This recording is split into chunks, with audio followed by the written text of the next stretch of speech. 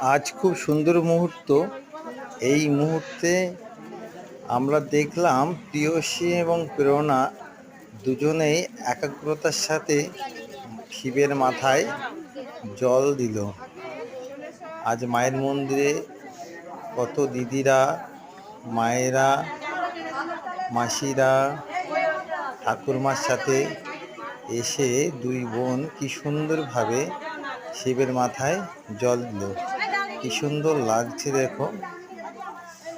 দেখো প্রিয়সী প্রেরণা শিবের মাথায় জল দিচ্ছে। প্রেরণা শিবের মাথায় দুধ। দেখো দেখো কি সুন্দর। এবার প্রিয়সী শিবের মাথায় দুধ গঙ্গা জল দিচ্ছে। কি সুন্দর, বাহ কি সুন্দর লাগছে। আজ তো দেখে সবাই খুশি।